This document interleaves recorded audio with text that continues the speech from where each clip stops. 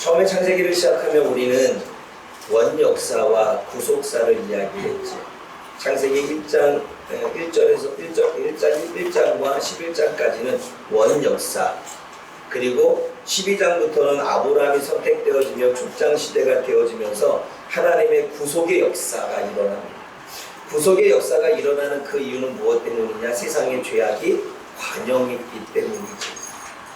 그래서 여러분들 PPT를 보면 구속사의 의미를 좀 알아야 됩니다. 구속사의 구자는 구원할 구와 그 다음에 속받칠 속과 사관 사입니다. 그러니까 속받칠 속은 내가 무엇을 바쳐서 속량을 받았다라는 이야기인 거죠. 값을 치르고 속량을 받았다는 이야기입니다. 그러면 우리가 구속사를 조금 다른 표현으로 본다면 구원을 위해 죄를 용서하시는 역사, 구원을 위해서 죄를 용서하시고 있대요. 그게 구속사예요. 또 다른 표현으로 본다면 죄를 해결하시면서 구원하시는 역사, 그게 구속사라는 거죠. 그러면 하나님은 아브라함의 죄를 어때요? 해결해 주시며 아브라함을 구원의 길로 인도하고 있다는 거예요. 이삭의 죄를 해결하시며 이삭을 구원의 길로 인도하고 있다는 거죠. 야곱의 구원을 위해 죄를 용서하시며 그 야곱의 인생의 역사를 이끌어간다는 거예요. 하나님의 구원사 구속사는 지금도 진행형이라고 한다면 하나님은 여기 있는 저와 여러분들의 죄, 그 죄를 용서하시고 해결하시고 예수님으로 값을 치르셔서 그 구원의 역사를 이끌어 간다는 거죠. 그래서 지금도 구원의 역사는, 구속사는 진행형입니다. 그럼 언제 마무리가 됩니까? 예수님이 재림하실 때 마무리가 되겠죠. 그러면 여러분, 구속사는 여러분 다른 표현으로 우리가 이렇게 볼 수가 있지요. 우리 두 번 한번 읽어봅시다. 다른 표현 시작.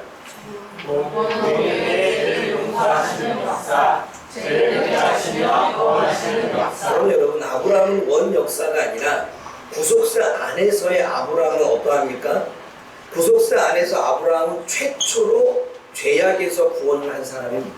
1장에서 11장까지 원 역사이고 12장부터 구속사라고 한다면 구속사 안에서 제일 처음으로 죄를 용서받고 구원을 받은 사람이 누구입니까? 아브라함입니다.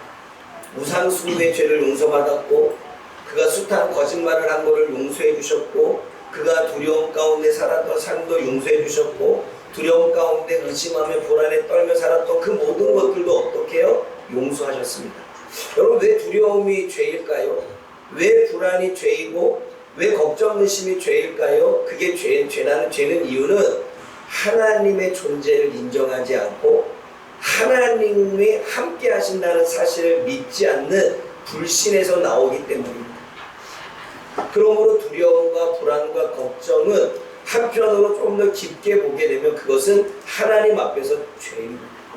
하나님이 함께 하시는데, 하나님이 도와주시기 계시는데, 푸른 초장과 실만한 물가로 인도하시는데, 상황이 음침한 골짜기로 다닐지라도 우리가 주님이 우리와 함께 동행하시는데 그 사실을 믿는다면 우리는 두렵지 않고 불안하지 않고 걱정스럽지 않겠죠. 그러므로 믿음이 단단해지는 사람은, 아브라함도 불안이 많았습니다. 흉년이 오니까 먹고 살 것이 걱정스럽습니다. 불안하지요. 두렵지요. 또 애굽으로 내려가는데 아내가 너무나 이뻐서 사람들이 자기를 죽이고 아내를 빼앗을까봐 너무나 두려웠습니다. 두렵지요. 두려우니까 어때요? 하나님이 그의 두려움을, 하나님이 성령으로 역사하시고 하나님의 기적을 경험하게 하시고 하나님이 함께하고 있음을, 하나님이 그 삶에 역사하고 있음을 경험하게 하심으로 아브라함을 담대하게 하죠. 그래서 두려워하지 않게 하고 불안하지 않게 하고 걱정하지 않게 하죠. 그러므로 사랑하는 여러분, 최초로 죄악에서 구원을 받은 사람이 바로 아브라함이었습니다. 그러면 최초로 또 믿음의 길로 인도를 받은 사람이 누구입니까? 아브라함이에요. 아브라함은 최초로 자신의 인생에서 하나님이 믿음의 길로 인도하죠. 갈대아 우르에서 살았는데 하나님이 불렀습니다. 불러서 가나안 땅으로 이끄시죠. 가나안 땅으로 인도할 때 하나님과 함께 이동하는 걸 보게 되어지죠. 그리고 그는 순종의 열매를 맺습니다. 그리고 하나님이 약속한 그 약속의 성취를 경험하게 되지요. 하나님은 아브라함의 인생을 믿음의 길로 인도하러 가는 걸 보게 되어집니다. 아브라함에게 두 가지 약속을 하셨죠. 땅을 주신다는 약속과 후손을 주신다는 약속을 하셨습니다. 땅을 주신다는 약속을 어떻게 이어집니까? 가나안 땅에, 우리가 창세기 23장을 보면 가나안 땅에서 사라가 죽자 그 사라를 매장한 동굴이, 땅이 필요했습니다. 그래서 가나안 땅에서 그 땅을 사는데 돈 주고 사서 소유권을 가져옵니다. 그것만으로 그 땅이 아브라함의 진정한 땅이 됐다는 사실을 알려주고 있죠. 후손도 약속을 이루셨죠. 하나님이 이스마엘이 아니라 99세에 또 이 사라의 90세에 이삭을 주심으로 어때요? 후손의 약속도 성취하십니다. 하나님의 약속의 성취와 함께 아브라함은 죽게 되어집니다. 그게 25장의 이야기죠. 한번 볼까요? 창세기 25장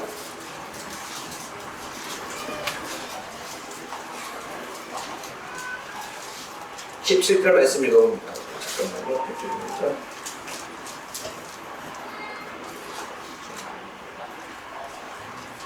보여요?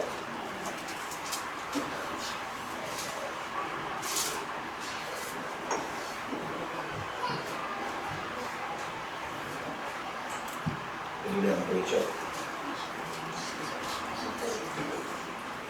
7절 읽어보죠. 7절 시작.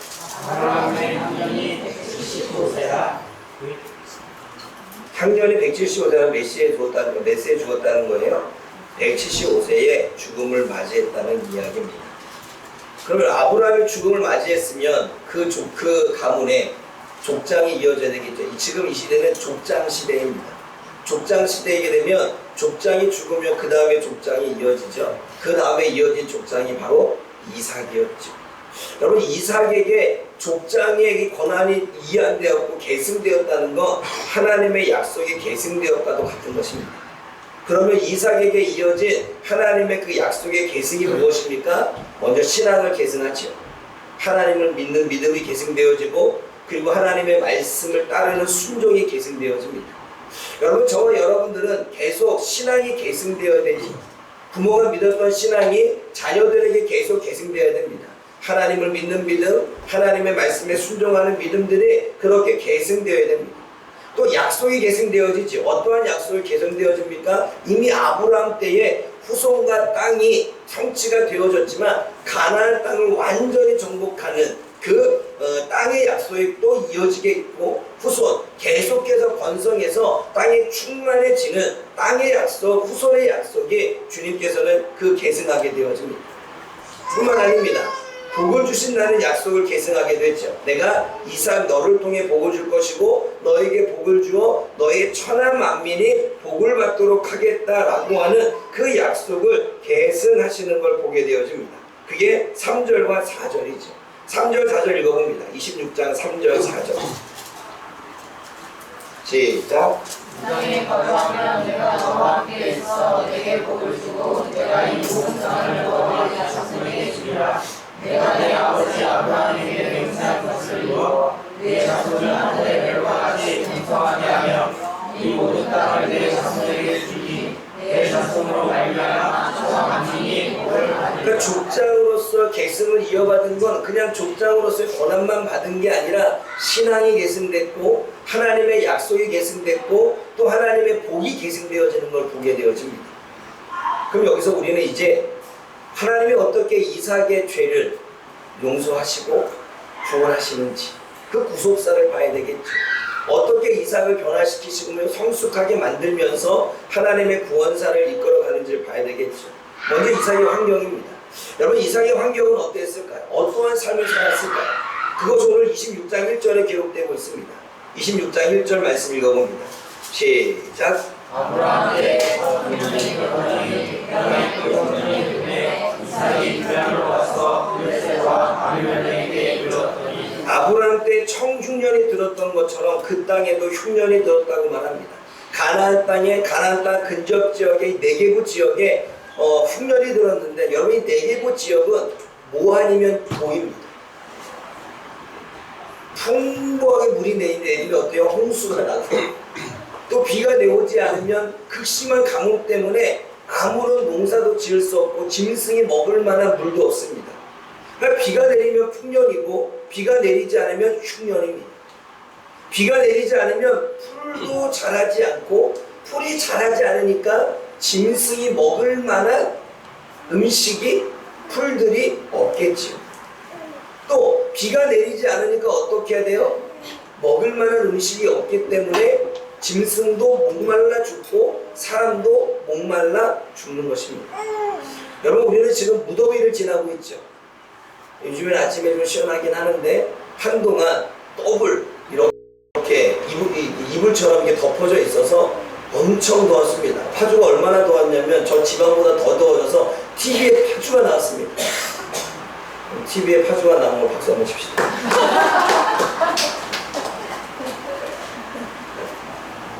파주가 너무 더워서 40도의 그 체감 온도라고 계속 나오고 있죠.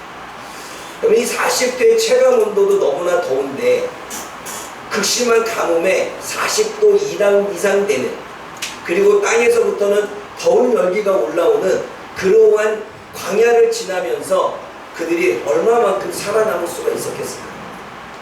그러기에 그들에게 물은 곧 생명과도 같은 것입니다. 극심한 흉년은 경제적으로 파산이 되는 것이고 생명의 위협까지 느끼는 것입니다. 그러기에 그들은 살기 위해 물이 풍부한 애굽으로 내려가거나 아니면 비가 내리지 않을 때 비를 저장할 수 있는 우물을 파는 것이 그들의 일과였습니다. 그것은 곧 생명이었으니까. 그러기에 이삭은 살기 위해 어디로 가려고 합니까?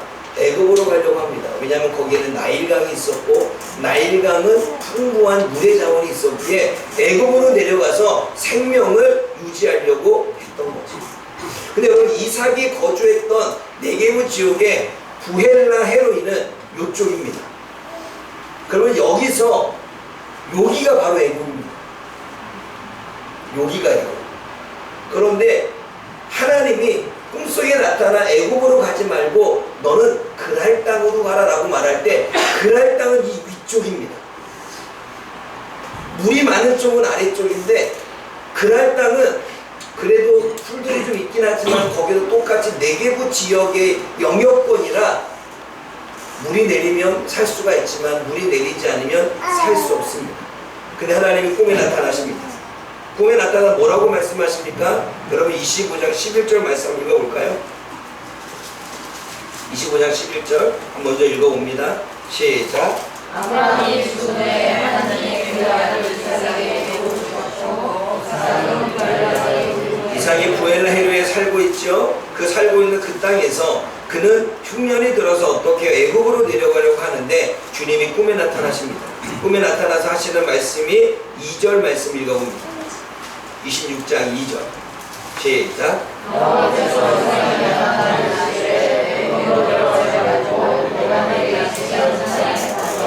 뭐라고 말합니까? 너는 애굽으로 내려가지 말고 그랄 땅으로 가라고, 내가 너를 지시한 땅으로 가라고 그렇게 말씀하고 있습니다. 이삭의 인생은 어떠한 인생이었습니까? 극심한 흉년이 있는 인생이었고, 그래서 인간적인 방법을 선택해서 물이 많은, 상식적으로 물이 많은 곳으로 가는 건 당연한 일이죠. 그리고 그는 그로 내려가려고 했지만 하나님은 그 인생에 개입하여 글로 가지 말고 그랄 땅으로 가라고 말합니다. 여러분, 인생의 극심한 흉년은 지금 여기서는 물이 없는 걸 이야기하지만 저와 여러분들의 인생에 극심한 흉년이 올 수도 있습니다. 학생들에게는 열심히 공부를 하고 있는데 성적이 오르지 않아요? 극심한 흉년이 될 수 있겠죠. 또 우리 청년들은 취업을 하려고 하는데 취업의 문이 열리지 않아요? 그의 인생에는 극심한 흉년이 될 수 있겠죠. 내가 뭔가 사람들과의 관계 속에서 문제를 해결해 보려고 하는데 문제가 해결되지 않아 자꾸 일이 생겨요? 어쩌면 그 인생에 극심한 흉년이 되겠죠. 내가 병원을 다녀보기도 하고 지금 내 몸을 좀 해결해 보려고 하는데 계속해서 내 몸이 무겁고 질병이 생겨요? 극심한 흉년이 되겠죠. 생각하지 않는 그러한 일들이 휘말려서 내가 지금 어려움과 고난을 당하고 있어요? 그 인생이 극심한 흉년이 되겠죠. 여러분, 극심한 흉년은 마치 이삭이 경험했던 것 같은 우리들에게도 있다는 거죠. 그때마다 우리는 사람들이 늘 선택하는 방법, 합리적이고 순리적인 방법, 그리고 사람들이 그렇게 봤을 때 타당하는 방법을 우리는 선택하게 되겠죠. 근데 하나님은 그때 우리에게 나타나 다른 방법을 말씀하십니다. 내가 너에게 지시할 땅으로 가라는 거야. 내가 너에게 말씀하는 그 말씀에 순종하라는 거야. 내가 너에게 명령한 그 명령을 따라가라는 거예요. 세상 하는 방법 따르지 말고, 당연하다고 여기는 그 방법 따르지 말고, 했던 세상의 방법 그대로 실천하지 말고, 내가 너에게 가르친, 내가 너에게 말씀한 그 명령대로 해보라는 거예요. 그럼 이삭은 어떠한 선택을 합니까? 창세기 26장 6절 읽어보겠습니다.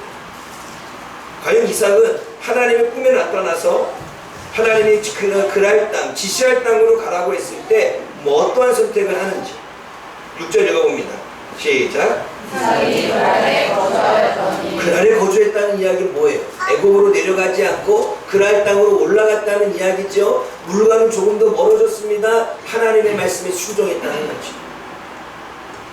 그리고 또 8절 말씀 읽어봅니다. 시작. 이삭이 거기에 거주하였더니 이삭이 하나님의 이거를 그 땅은 지금 흉년이 들어있습니다. 그리고 물이 내리지 않으면 흉년은 지속되어집니다.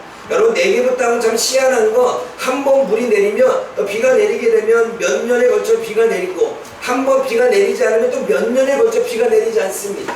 그러면 지금 비가 내리지 않았다면 물이 없을 수 있고 몇 년 갈지 모릅니다. 그런데도 불구하고 거기 오래 거주했다는 거예요. 하나님이 애굽으로 가지 말라니까 흉년이 더 심해지고 있는데, 하나님이 가지 말라고 하니까 내가 지금 굶주리고 있는데, 사람들은 다 애굽으로 내려가고 있고 물을 찾아 내려가고 있고 먹고 살 일들을 생각해서 자신의 살 방법을 강구하고 있는데, 이삭은 하나님의 명령을 따라 하나님의 말씀을 따라 그랄 땅에 벗어나지 않고 그 자리를 지키고 있었다는 거예요. 말씀을 지키고 있다는 거예요. 말씀을 계속 순종하고 있다는 거예요. 이게 얼마나 대단한 것입니다. 이삭은 인간적인 생각은 적고 하나님의 음성에 순종했고, 그리고 그 순종한 삶을 지키기 위해 자신의 삶의 영역에서 얼마나 노력한 사람인지 모릅니다. 여러분, 그날 지역도 물이 풍부한 지역이 아니었습니다. 거기도 물이 없으면 살 수 없는 지역입니다. 비가 내리지 않으면 그 겨울에 우기 때, 겨울에 비가 내려서 저장되지 않으면 여름에 살 수 없습니다. 근데 그 삶을 겪으면서도 참고 견디고 있는 이삭을 보게 되어지죠. 하나님이 지시한 그 땅이 바로 그랄 땅이었습니다. 하나님의 명령과 하나님의 말씀과 하나님의 지시는 이삭에게는 도전이었습니다. 여러분, 물이 없어요. 흉년이 들었어요. 그리고 계속해서 어려움이 있어요. 그런데 그 땅에서 거주하고 사는 건 어때요? 이삭에게는 도전이죠.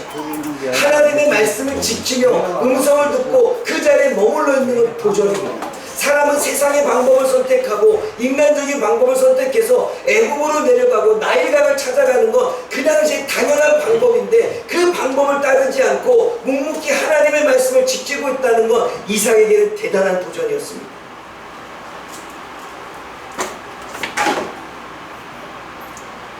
저와 여러분들에게 하나님이 말씀을 주시면 그 말씀이 이루어지지 않아도, 계속 극심한 흉년이 계속돼도 하나님을 믿고 우리는 그 말씀을 붙잡고 그 자리를 계속 지킬 수 있습니까? 아니면 1년이 지나도 2년이 지나도 이루어지지 않으면 잊어버린 채 세상적인 방법과 세상적인 뜻 가운데 모든 사람 다 합리적이야 라고 들리는 그 생각대로 우리는 살아갑니다.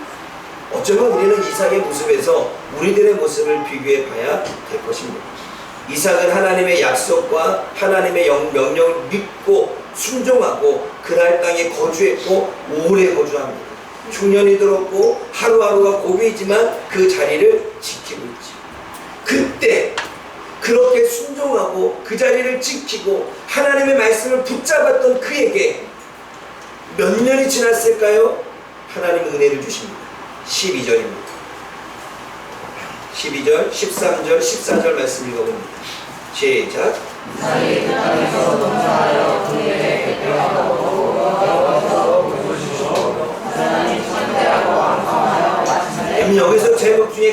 땅이 중요합니다. 그 땅이 어떤 땅입니까? 그랄 땅입니다. 그 땅이 어떤 땅입니까? 물이 안 되고 없으면 농사를 지을 수 없는 땅입니다. 그 땅이 어떠한 땅입니까? 하나님이 지시한 땅입니다. 그 땅에서 별로 물도 없는데 농사를 지었습니다. 씨를 뿌렸습니다. 당연히 타서 말라 죽겠죠. 그런데 농사를 지었는데 그 해에 100배나 얻었습니다. 누가 하신 것일까요?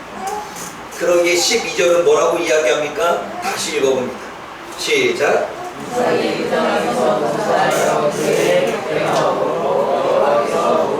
여호와께서 복을 주셨습니다. 하나님이 복을 주시니까 100배의 수확을 얻었습니다. 이삭이 창대해졌습니다. 이삭의 세력이 커졌고 크게 부자가 되었습니다. 이삭의 소유가 많아집니다. 양과 소가 때를 이루고 그 양과 소를 때를 이루는 걸 관리할 종들이 많아졌습니다. 거부가 되었다는 거죠. 여러분, 이가 그렇게 거부가 될 수 있었던 건 어떠한 이유 때문입니까? 만약 그가 애국으로 내려갔더라면, 만약 그가 나일강을 찾아갔다라면 거기서 은혜를 입고 거기서 물을 통해서 생명은 유지할 수 있었겠죠. 그러면 그는 그것이 하나님의 은혜인지 그냥 나일강의 그냥 도움인지 알 수 없을 것입니다. 그러나 그날 땅, 물이 없는 그 땅, 극심한 흉년이 계속되는 그 땅, 하나님이 도와주지 않으면 안 되는 그 땅, 그 땅에서 하나님의 말씀을 지키고 묵묵히 하나님의 말씀을 부여잡고 기도하며 그 자리를 지켰을 때, 애국으로 내려가지 않고 세상의 방법대로 살지 않고 그렇게 기도하며 하나님을 믿고 기다렸을 때 하나님은 이삭에게 특별한 경험을 하셨습니다. 이삭에게만 100배의 열매를 맺게 하십니다. 이삭에게만 짐승이 많아지는 은혜를 경험하게 합니다. 그럼 이삭은 그걸 경험하고 누가 있다고 생각했을까요? 하나님이라고 생각했겠죠. 근데 여러분, 이삭에게만 왜 그러한 은혜를 주니까 주변 사람들이 어떻게 하는지 아십니까? 여러분 14절 말씀 읽어보십시오. 14절 시작.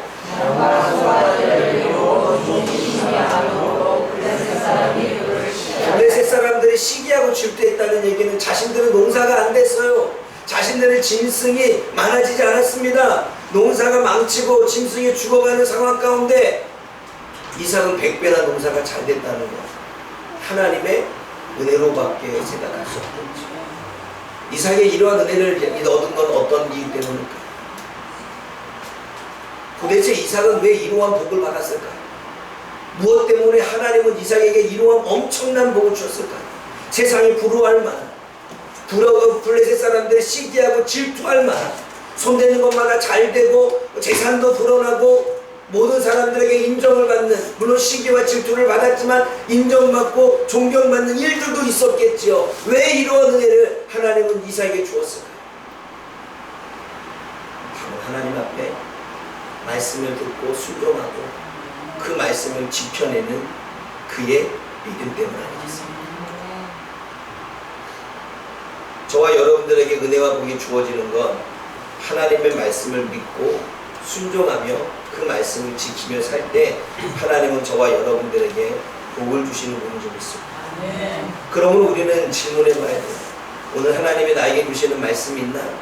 오늘 하나님이 나에게 주셨던, 오래전에 나에게 주셨던 하나님의 명령이 있나? 나는 그 명령을 받고 순종했나? 나는 그 명령을 받고 순종하며 그 자리를 지키고 있나? 아니면 하나님이 나에게 말씀을 주셨는데, 명령을 하셨는데 나는 세상의 순리에 따라, 세상의 방법에 따라, 내 환경에 따라, 상황에 따라 시시때때로 바꾸며 나는 살았나? 그럼 우리는 질문해 봐야 된다. 왜 우리들은 일이 풀리지 않을까? 왜 우리는 이 척박한 이 세상 땅에서 왜 우리는 하나님 앞에 그날 같은 하나님의 복을 받지 못했을까? 기적과 같이 역사하시는 하나님의 놀라운 역사를 왜 우리들의 삶 가운데서는 침묵하십니까? 그 이유가 무엇입니까? 이삭이 하나님의 복과 은혜를 누리자 어떤 문제가 일어납니까? 그럼 문제 한번 보겠습니다. 창세기 26장 14절 시작.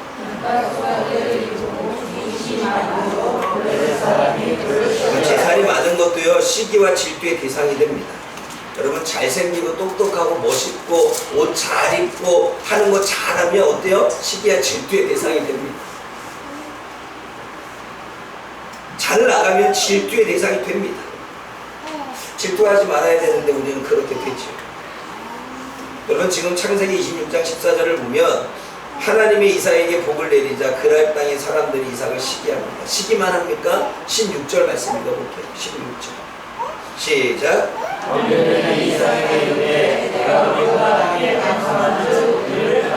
아까 이야기했죠. 이삭의 세력이 넓어졌습니다. 강성해졌습니다. 재산도 불어났습니다. 사람을 쓰는 사람도 많아졌습니다. 그리고 군사들도 집에서 그 기르는 가신들도 세웠습니다. 그러니 어때요? 블레셋 사람 이 아비멜렉 왕이 걱정스러운 거예요. 그러니까 어때요? 떠나라고만 합니다. 그냥 여러분 떠나라고 말한 것뿐만 아니라 어떻게 해요? 괴롭힙니다. 두려워서 이삭을 떠나도록 괴롭히고 있죠. 그러면 블레셋 사람들은 어떻게 이삭을 괴롭히고 있습니까? 여러분 15절 18절 읽어보겠습니다. 26장 15절 읽어볼까요? 어떻게 괴롭히고 있을까요? 15절 시작. 그 아버지 아브라함에게 그 아버지의 종들이 한 모든 우물을 받고 그도 배웠더라. 아브라함 때에 팠던 그 우물, 그래서 종들이 아버지 때 팠던 종들이 판 우물 안에 여러분 거주하고 있는데 와서 우물을 막아버렸습니다. 그리고 가득 채웠습니다. 가득 채웠다는 이유는 뭐예요? 거기서 떠나라는 이야기잖아요. 그리고 우물을 가득 메웠다는 건 극심한 흉년에 죽으라는 이야기입니다. 우물은 생명이에요. 우물에 물이 채워져야 살 수가 있죠. 또 창세기 26장 20절 말씀 읽어봅니다. 20절 어떻게 괴롭힙니까? 20절 시작. 그날 목자들이 이삭의 목자와 거리에 이 물은 우리의 거기 안에 그날 목자들이 뭐라고 말하냐면 이삭이 분명히 이삭이 판 우물인데 거기 와서 이거는 우리 거야 라고 말하는 거예요. 우리 땅에 판 우물은 우리 거야. 소유권이 자기들 거라고 이야기하는 거예요. 한 부류는 우물을 메우고 또 어떠한 부류는 소유권을 주장하며 우물을 빼앗습니다. 우물을 빼앗으라는 이야기는 뭐예요? 죽으라는 이야기예요. 떠나라는 이야기죠. 계속해서 공격하는데 여러분 거기서만 끝나요? 또 21절을 읽어보십시오. 21절 시작.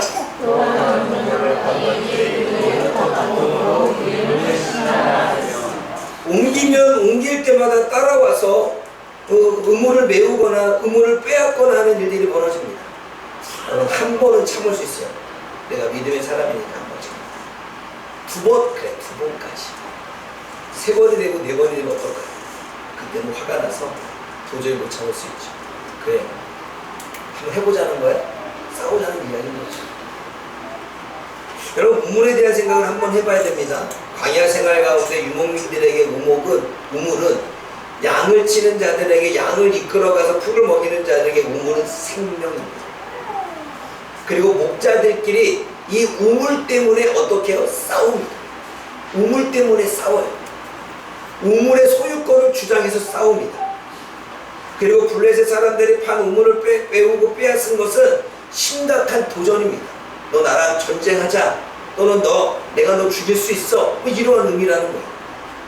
그러므로 우물은 싸우자는 선전포고입니다. 사느냐 죽느냐의 문제가 걸려있기 때문에 너무나 중요한 게 우물이죠.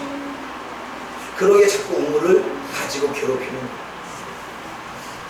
여러분 저와 여러분들의 삶 가운데 도발하는 사람들이 있습니다.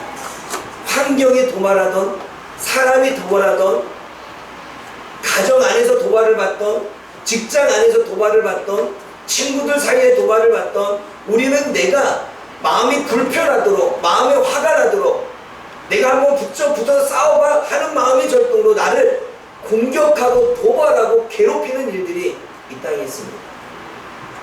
한 번은 참죠. 믿음의 사람이니까. 두 번도 참아냅니다. 그러나 세 번이 되고 네 번이 되고 다섯 번이 되고 그런데 그 도발하는 것을 성경에서는 사단이라고 말합니다. 사단은 사람을 움직이고 환경을 움직이고 상황을 만들어서 우리를 도발합니다. 화가 나도록 열받도록 팔을 쏟아내도록, 좌절하도록, 포기하도록, 그리고 게을러지도록 도발합니다. 이삭은 그들의 도발, 그들의 도전 어떻게 반응합니까? 26장 17절과 18절 말씀 읽어보겠습니다.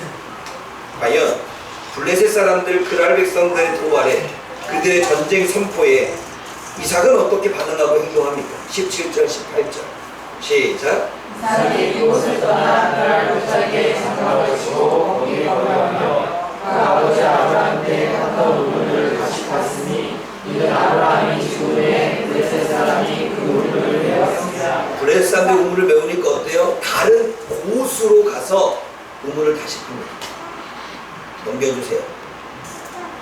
창세기 26장 21절 읽어봅니다. 21절 시작. 또 다른 우물을 팠더니 그들이 또 같은 우물로 이제는 또 다른 장소로 옮겨서 또다시 우물을 팝니다. 왜냐하면 소유권을 주장하니까. 그냥 넘겨주고 가는 거예요. 싸우지 않습니다. 다투지 않습니다. 그런데 그럼에도 불구하고 또 22절 읽어봅니다. 22절 시작. 이삭이 먼저 옮겨 다른 우물을 팠더니 그들이 다투지 아니하였으므로 그 이름을 도시하여 이르되. 여러분 지도를 보면 그렇죠? 여기 그랄에서 시작되어서 여기 우물을 팠습니다. 또 이쪽에 우물을 팠습니다. 또 다른 곳에 우물을 팠습니다. 점점점 그랄 땅과 멀어지고 있죠. 나중에는 조금 더 멀리 떨어진 지역인 르호봇에 어때요? 우물을 팝니다. 더 멀어졌죠. 그러니까 어때요? 아주 많이 멀어지고 자신의 그랄적에 좀 벗어나니까 더 이상 다투지 않고 내버려 두는 것입니다. 그렇게 계속 싸우지 않고 그 도발에도 도전에도 넘겨주는 걸 보게 되어집니다. 여러분 이삭의 반응, 이삭의 행동을 보게 되면 전쟁의 도발과 도전에 맞서지 않습니다. 그들이 따라다니면서 괴롭히는데도 싸우지 않습니다. 누가 봐도 이삭이 판 우물인데 억지를 쓰고 우리 거야 라고 말하는데도 자기 거라고 주장하고 싸우지 않고 그냥 넘겨줍니다. 이 정도의 도전이고 억지고 괴롭히면 못 참게 되고, 그리고 참을 만큼 참았어 하고 싸울 수 있는데 이삭은 끝까지 참고 인내하며 맞서지 않습니다. 그리고 블레셋 사람들에 대해서 원망하거나 불평하거나 불만을 갖지 않습니다. 어떻게 이삭의 이런 행동이 가능했을까요? 여러분들이라면 만약 그런 행동이, 그런 상황이면 어떻게 할까요? 여러분 이삭은 자신을 공격하고 괴롭히는 사람에게 어떻게 해요? 온유함으로 대했습니다. 온유. 이에는 이, 눈에는 눈으로 갚은 게 아니라 부드럽고 온화하게 그들의 행동에 그들에게 대했죠. 여기 넘겨주세요. 그리고 이삭은 악을 악으로 갚지 않고 악을 선으로 갚게 되어지죠. 이삭의 모습에서 우리는 예수님의 모습을 보게 되는 겁니다. 예수님 십자가에 돌아가실 때 자신에게 창을 찌르고 침을 뱉고 모욕을 하고 옷을 벗겼던 수많은 군인들에게, 수많은 사람들에게, 억울하게 누명을 씌워서 십자가에 매달게 하는 수많은 자신의 민족의 백성들에게 십자가상에서 뭐라고 말합니까? 주여 저들의 죄를 용서해 주십시오 라고 온유함으로 그들을 대합니다. 부드럽게 대하죠. 똑같이 공격하지 않았습니다. 용서했죠. 이삭의 이러한 온유한 마음, 이 넓은 마음을 품었을 때 하나님은 이삭에게 은혜를 주십니다. 그 은혜가 무엇입니까? 여러분 22절 말씀을 다시 읽어보십시오. 22절 시작. 이삭이 거기서 옮겨 다른 우물을 팠더니 그들이 다투지 아니하였으므로 그 이름을 르호봇이라 하였는데 이제는 여호와께서 우리를 위하여 결정하셨으니 이 땅에서 우리가 번성하리로다 하였더라. 온유한 이삭에게 하나님이 주신 은혜는 무엇입니까? 르호봇. 르호봇이 넓은 지역입니다. 근데 여러분 그 넓은 지역이 보세요. 그랄에서 우물을 파려고 옮겼어요. 그러다 나중에 르호봇까지 왔어요. 이 모든 지역을 이삭의 땅으로 줍니다. 만약에 옮기지 않았다면 조금만 옮겼다면 그 넓은 지역을 하나님이 이삭에게 주지 않았겠죠. 그러나 이삭이 옮기며 또 다투지 않기 위해서, 싸우지 않기 위해서, 도발하는 걸 피하기 위해서 넓게 갔는데, 그냥 멀리 갔는데, 더 힘든 곳으로, 더 어려운 곳으로 갔는데, 하나님은 그 모든 땅을, 이 넓은 땅을 이삭에게 주고, 또 하나님이 복을 주십니다. 24절 읽어볼까요? 부엘세바로 올라간 이삭에게 하나님 복의 말씀을 하시지. 시작. 그날에 여호와께서 그에게 나타나시되 나는 내 아버지 아브라함의 하나님이니 내가 저라 존경하는 위하여 내가 너와 함께 있어 내게 복을 주어 내 자손이 번성하게 하리라 하시니라. 밑을 넘겨주세요. 24절을 보게 되면 번성하리라는 건 증가하다, 넓어지다라는 것입니다. 자손을 통해 세력을 증가하고, 자손을 통해 지역을 증가하고, 자손을 통해 방대해지겠다고 이야기하는 거예요. 아까는 지역을 넓게 한다면 그 넓은 지역에 살 수 있는 자손을 넓게 하고, 세력을 넓게 하고, 재산을 넓게 하겠다는 거죠. 그리고 여러분, 어떤 일이 벌어집니까? 우리가 읽지는 않았지만 그날 땅에 블레셋의 왕인 아비멜렉이 어때요? 이삭을 찾아옵니다. 26절 읽어봅니다. 26절 시작. 아비멜렉이 친구와 사람과 군대장과 기울어서 그날에서부터 이삭에게로 오니라. 이삭에게 왜 왔을까요? 28절 읽어봅니다. 시작. 그들이 여호와께서 나와 함께 계시는 우리가 분명히 보았으므로 우리 사이 곧 우리와 너 사이에 맹세하여 너와 계약을 맺으리라. 하나님이 넓은 땅을 주고, 그리고 하나님이 사람을 넓게 하는 그러한 복을 내리자 28절에 겁이 많았던, 그리고 두려웠던 아비멜렉 왕이 지금 이삭에게 와서 우리 동맹하고 화친 맺자 하는 거예요. 화친 맺는 이유는 뭡니까? 29절 읽어봅니다. 시작. 너는 우리를 해하지 말라. 이는 우리가 나를 범하지 않냐고 선언하는 얘기인가요? 내가 평안히 나가야 했으리라. 이제 너는 여호와께 뭐라고 말합니까? 너는 우리에게 와서 전쟁하지 말고 나도 너희에게 전쟁하지 않을 거야. 우리 화친하고 동맹하고 잘 살자. 그리고 그 땅에서, 그 넓은 지역에서 잘 살아 하는 화친. 보세요. 하나님은 넓은 인맥을 주셨습니다. 그것도 왕을 친구로 두는 인맥. 이삭이 넓은 마음을 가지니 르호봇, 하나님은 넓은 지역을 주셨습니다. 르호봇, 하나님은 지경을 넓혀 주셨습니다. 르호봇, 하나님은 인맥을 넓혀 주셨습니다. 저와 여러분들이 하나님의 마음으로 온유한 마음을 갖고, 저와 여러분들이 다투거나 맞서거나 싸우지 않고 하나님의 온유하고 부드러운 마음으로 학교 생활을 하고 친구들과 사귀고, 또한 우리가 직장 생활을 하고 주변 사람들과 대한다면, 그런데 내 마음에 불평이 없고 원망이 없고 불만이 없이 내 마음이 완전히 비워진 채 오직 이해와 용납과 용서만으로 가득 찬 이 넓은 마음을 소유하면 하나님이 복을 주십니다. 어떻게 해요? 넓은 지역을 주시고, 넓게 지역을 넓혀주시고, 인맥을 넓혀준다는 거죠. 여러분, 잘 화내는 사람과 짜증을 잘 내는 사람에게 사람이 모입니까? 아니면 모든 것들을 이해하고 받아주고 용서해주는 사람 주위에 사람이 모입니까? 전자 후자? 후자겠죠. 사랑하는 여러분, 이 이야기는 현대적으로 어떻게 생각하는지 아십니까? 하나님이 넓게 이 넓은 지역을 주셨다는 건 사업을 잘 되게 하시고, 하나님 내가 손대는 것들마다 잘 풀리게 하시고, 내가 공부를 하려고 하는데 공부하는 일도 잘 되어지게 되는 극심한 흉년에서 벗어나는 은혜를 주신다는 거예요. 넓은 지형을 주신다는 건 자꾸 하나님이 나의 주변의 세력들이 넓혀지고 나의 재산이 많아질 수 있도록 하신다는 거예요. 내 주변의 사람들이 사라지는 게 아니라 내 주변의 사람들이 모인다는 것입니다. 이러한 축복을 저와 여러분들이 받기를 주님의 이름으로 축복합니다. 온유한 마음, 넓은 마음이 르호봇, 하나님이 이삭에게 준 복이었습니다. 누가 하나님의 은혜를 얻습니까? 하나님의 명령에 자신의 생각을 접고 순종하는 사람이 은혜를 얻습니다. 세상에서 공격을 당하고 괴롭힘을 당하고 억울하게 당해도 온유한 마음으로 살아가는 자가 은혜를 얻습니다. 손대는 것들마다 100배의 수확을 얻는 은혜, 삶의 지경과 기업의 지경이 넓어지고 사람의 마음을 얻는 은혜가 저와 여러분들에게 복으로 주어진다는 것입니다. 이 복을 받아 누리는 이삭과 같은 온유한 저와 여러분들 되어지기를 바랍니다. 그럼 마태복음 5장에 한번 찾아볼까요? 좀 찾아봐야 될 것 같아요. 마태복음 5장 5절을 보십시오.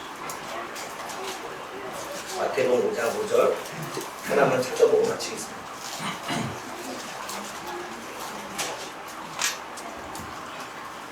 읽어봅니다. 마태복음 5장 5절 시작. 온유한 자는 복이 있나니 그들이 땅을 기업으로 이 말씀이 괜히 한 게 아니겠지요. 온유한 자가 복이 있나니 뭘 주신다고요? 땅을 주신다. 이삭이 온유하니 하나님이 그에게 무엇을 주셨습니까? 넓은 땅을 주셨지.